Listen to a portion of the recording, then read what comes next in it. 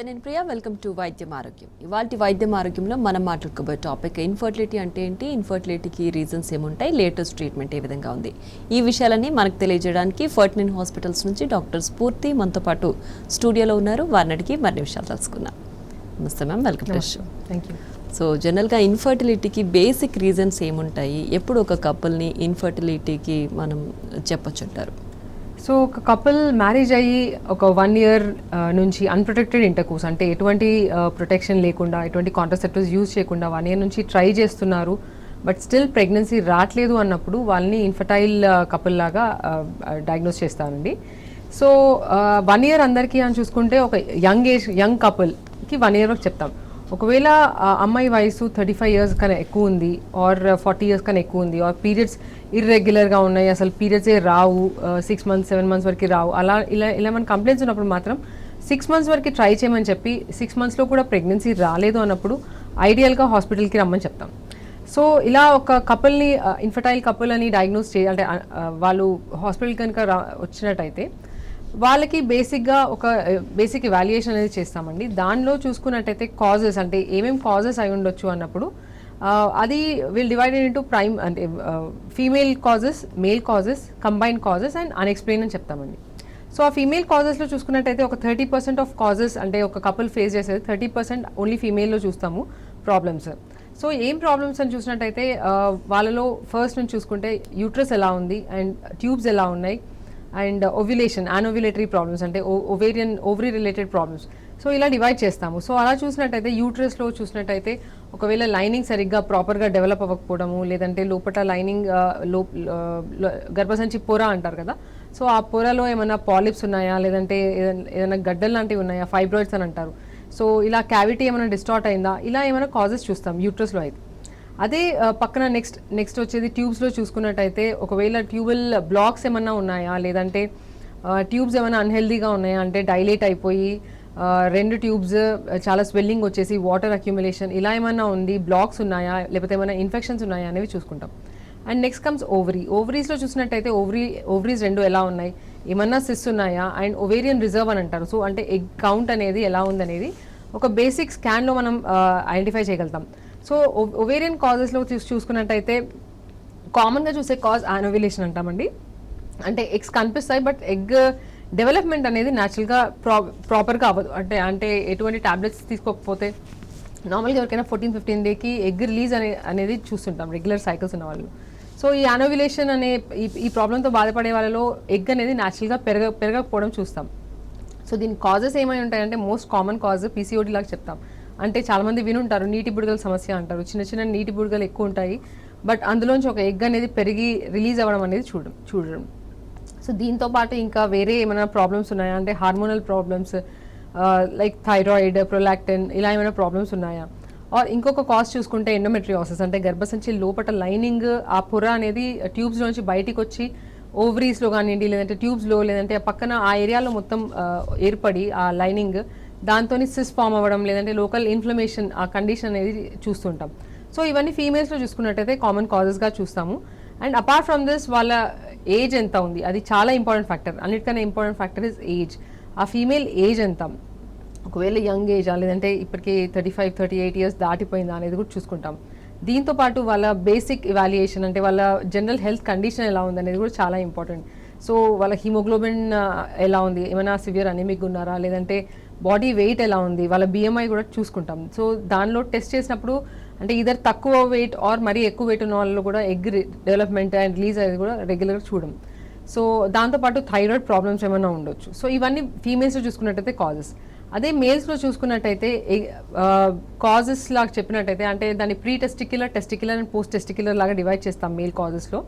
So testicular అంటే ఏమైనా బ్రెయిన్లో ప్రాబ్లం ఉందా, లేదంటే బ్రెయిన్లోంచి హార్మోన్ ఇంపల్సెస్ సరిగా వెళ్ళట్లేదా టెస్టిస్కి అనేది ఒక కాజ్ తీసుకుంటాము. అంటే hypothalamic pituitary disorders.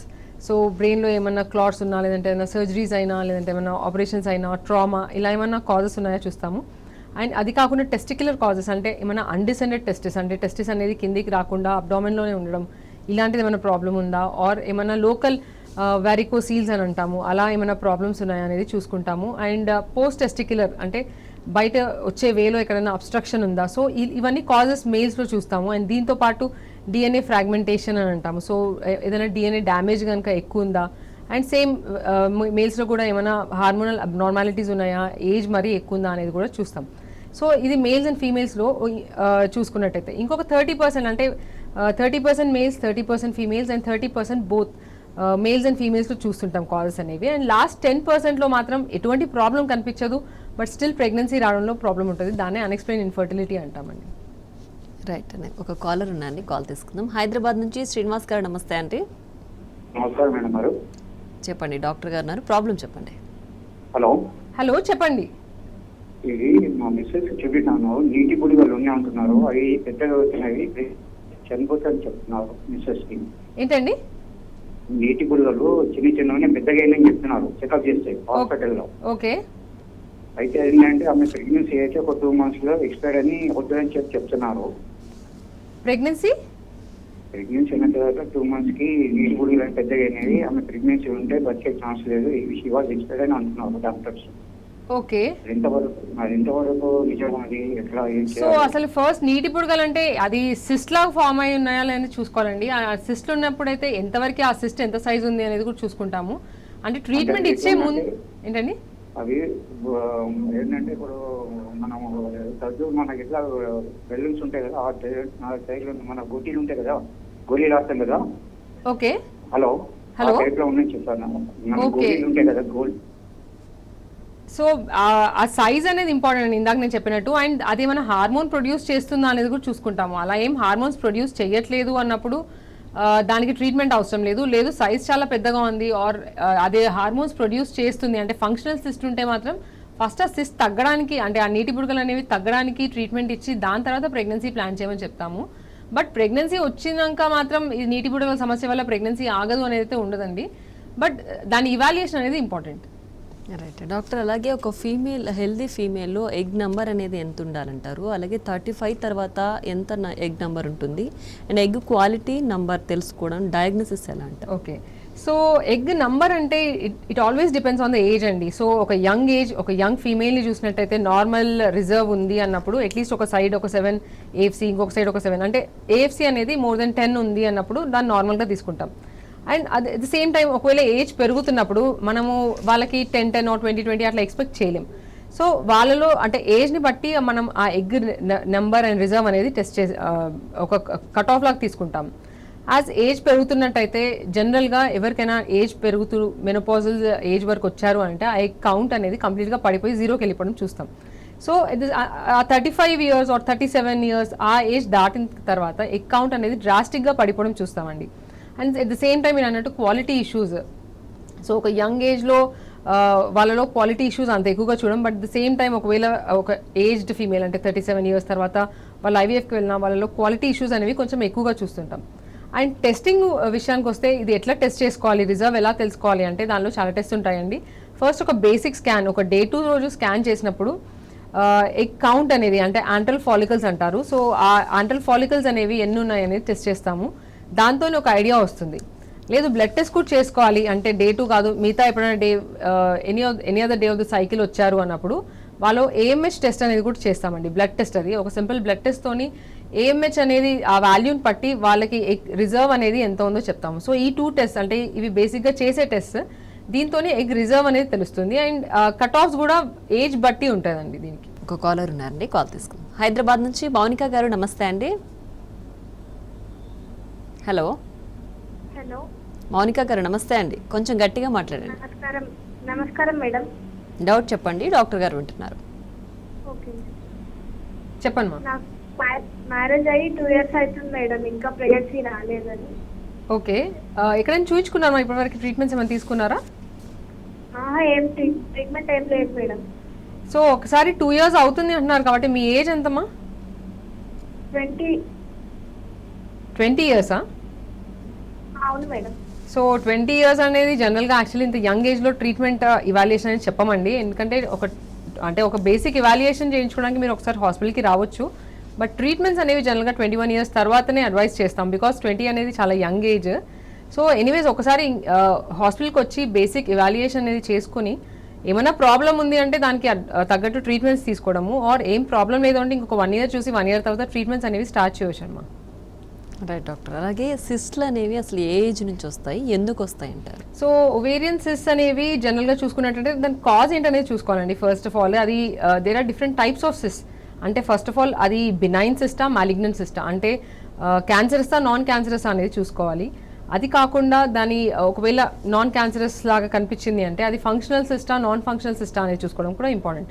So sys అనేవి చాలా టైప్స్ ఉంటాయండి. అంటే చూడడానికి ఎలా ఉంది, అది సింగిల్ ప్లేన్ అంటే సింపుల్ సిస్ట్ లాగా ఉందా, లేదంటే హెమరేజిక్ సిస్టా, లేదంటే ఇందాక నేను చెప్పినట్టు ఎండోమెట్రియోసిస్ వల్ల కూడా సిస్ట్లు అనేవి వస్తాయి. ఆర్ లాస్ట్కి చూసుకున్నట్టయితే కొన్ని బినైన్ సిస్ అండ్ కొన్ని క్యాన్సరస్ సిస్ ఉంటాయి. సో ఇందులో ఏం కాజెస్ అనేవి చూసుకోవడానికి కొన్ని blood test, simple blood test అనేవి అడ్వైస్ చేస్తాము.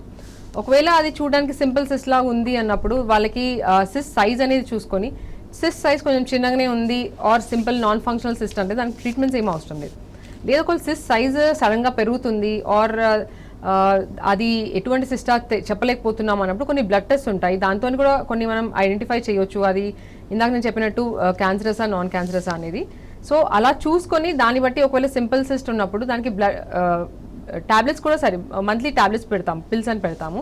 ఒక 2-3 సైకిల్స్తోనే అది జనరల్గా తగ్గిపోతుంది.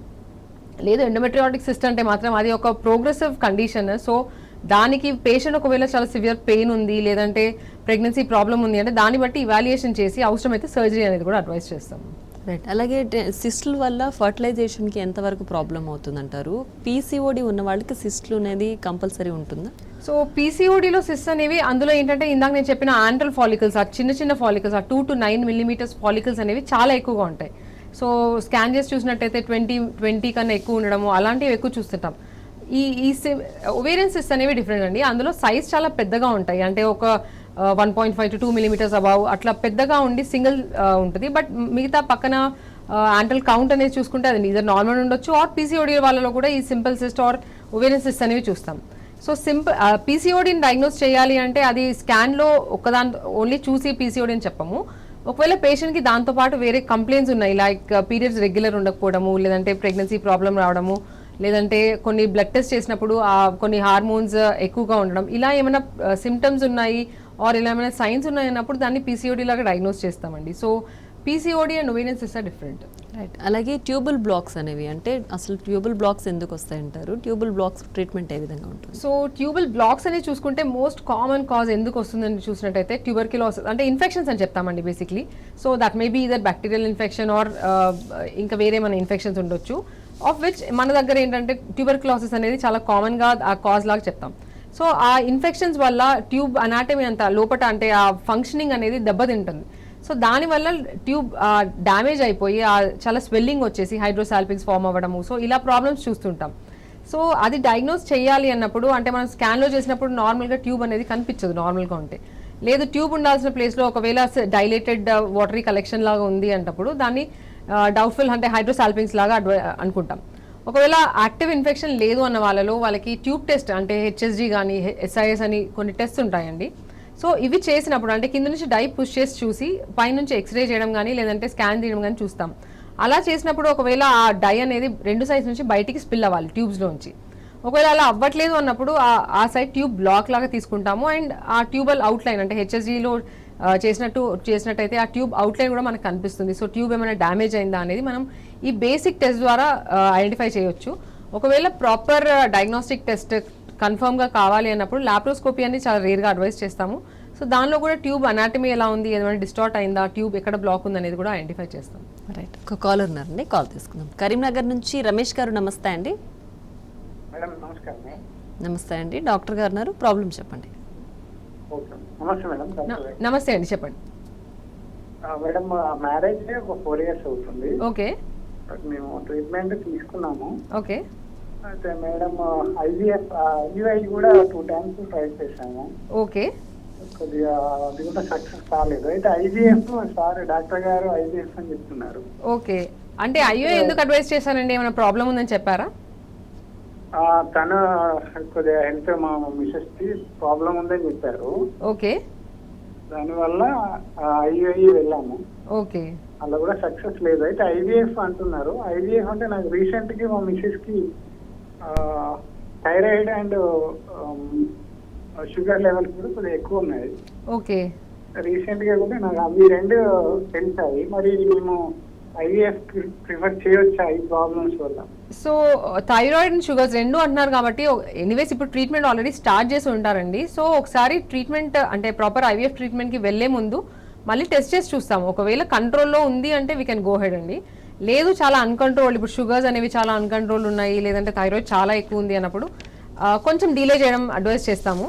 లేదు ఒకవేళ మీరు అన్నట్టు మీ వైఫ్కి ఏమైనా ఎగ్ కౌంట్లో అట్లా ఏమైనా ప్రాబ్లం ఉంది అంటే అట్లీస్ట్ పికప్ చేసుకొని ట్రాన్స్ఫర్కి ముందు మాత్రం వెంటనే ట్రాన్స్ఫర్కి వెళ్ళకుండా కంప్లీట్ తను జనరల్ కండిషన్ అంతా బాగుంది అన్నప్పుడే ట్రాన్స్ఫర్ అనేది అడ్వైస్ చేస్తాం. సో మీరు ఒకసారి హాస్పిటల్ కనుక వెళ్ళినట్టయితే వాళ్ళు ఒకసారి చూసి ఇప్పుడు కండిషన్ ఎలా ఉందని మళ్ళీ బ్లడ్ టెస్ట్ అంటే ఆఫ్టర్ ట్రీట్మెంట్, ఇప్పుడు ట్రీట్మెంట్ స్టార్ట్ చేసినాక ఎలా ఉంది, కంట్రోల్లోకి వచ్చిందా అనేది చూస్తాము. ఆర్ ఎంత సివియర్గా ఉందనేది కూడా చూసుకొని దాన్ని బట్టి అడ్వైస్ చేస్తాం.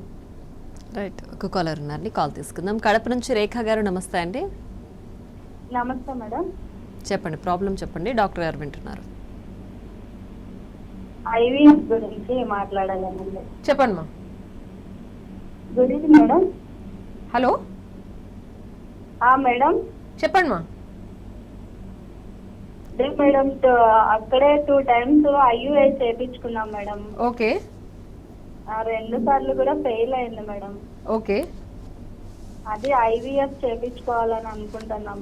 ఓకే రేఖ, అంటే ఐయుఐ అనేది చూసుకున్నట్టయితే అది ఇందాక దాన్ని ఇంట్రాయూటరైన్ ఇన్సెమినేషన్ అంటారండి. సో దేనివల్ల అంటే మీరు ఇప్పటిదాకా న్యాచురల్గా ట్రై చేసి కాలేదు, లేదంటే చాలా ఇయర్స్ అవుతుంది మ్యారేజ్ అయ్యినప్పుడు ఫస్ట్ చూసినప్పుడు ఒక ఐయుఐ అని అడ్వైస్ చేస్తాము. ఒక 2 cycles 3 cycles ఐయుఐతోని కూడా రాలేదు అన్నప్పుడు లాస్ట్ ఆప్షన్ లాగా ఐవీఎఫ్ అనేది అడ్వైస్ చేస్తామా.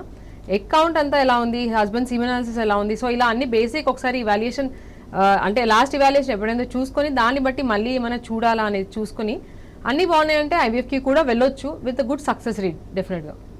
రైట్ డాక్టర్, అలాగే ఐవీఎఫ్ అనేది ఒక కపుల్కి ఎప్పుడు సజెస్ట్ చేస్తారు, ఎన్ని సైకిల్స్ ఐవీఎఫ్ చేసుకోవచ్చు అంటారు? సో అదేనండి, అంటే మళ్ళీ ఇక్కడ కూడా సేమ్ ఏజ్ అనేది చాలా ఇంపార్టెంట్. ఒకవేళ యంగ్ కపుల్ వచ్చారు, చాలా రీసెంట్గా ఒక 1-2 years నుంచి ట్రై చేస్తున్నారు అన్నప్పుడు వాళ్ళు కాజెస్ అనేది అంటే ఇవాల్యుయేషన్ చేస్తారు.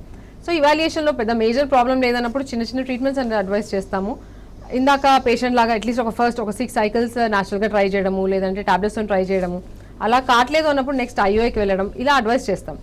సో అలా యంగ్ కపుల్కి కూడా అంటే చాలాసార్లు ఐయుఐ అయిపోయింది, ఒక 3-4 cycles ఐయుఐ కూడా అయిపోయింది అన్నప్పుడు లాస్ట్ ఆప్షన్ లాగా ఐవీఎఫ్ చెప్తాం. ఆర్ మిగతా కాజెస్ ఒకవేళ ఒక్కొక్కసారి యంగ్ ఏజ్లోనే వాళ్ళకి ఎగ్ కౌంట్ అనేది కంప్లీట్గా తగ్గిపోవడము, ఆర్ ఒకవేళ ఓల్డ్ కపుల్ వచ్చింది చాలా ఇయర్స్ నుంచి ట్రై చేస్తున్నారు, ఆల్మోస్ట్ 15 years అయింది మ్యారేజ్ అయ్యి 20 years అయిందని చాలామంది వస్తుంటారు.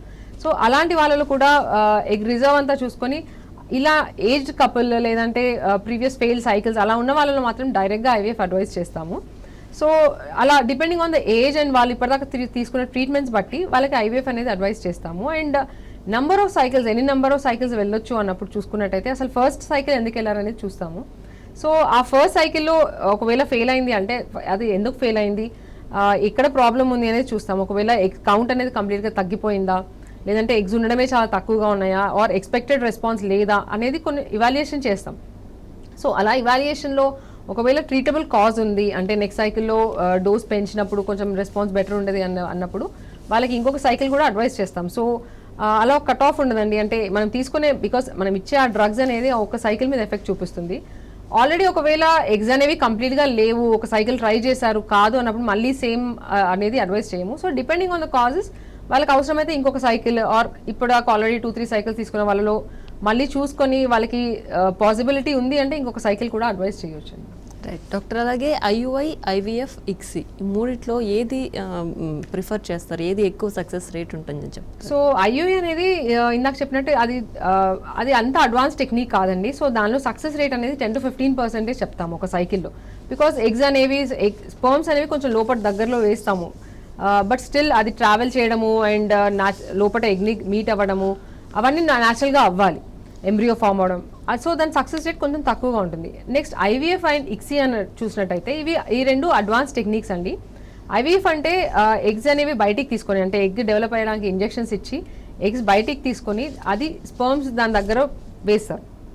సో అలా వేసినప్పుడు ఎంబ్రియో ఫామ్ అవుతుంది. అండ్ ఇక్సీ అంటే ఏంటంటే అది ఇంకా కొంచెం అడ్వాన్స్ టెక్నిక్ ఐవీఎఫ్ కన్నా. దానిలో ఏంటంటే సింగిల్ స్పర్మ్ని తీసుకొని డైరెక్ట్గా ఎగ్లోకి ఇంజెక్ట్ చేస్తారు. సో అలా ఎన్ని ఎగ్స్ ఉన్నప్పుడు అన్ని స్పర్మ్స్ ఉంటే సరిపోతుంది. సో ఇది ఎవరికి యూస్ఫుల్ అంటే కొంచెం ఒకవేళ మేల్ ఫ్యాక్టర్ అంటే ఎగ్ కౌంట్ స్పర్మ్ కౌంట్ చాలా తక్కువ ఉంది మేల్స్లో, లెస్ దెన్ 5 millions ఉంది ఆర్ ప్రీవియస్ ఐవీఎఫ్ ఫెయిలియర్స్ ఉన్నాయన్న వాళ్ళకి ఇక్సీ అనేది అడ్వైస్ చేస్తాం.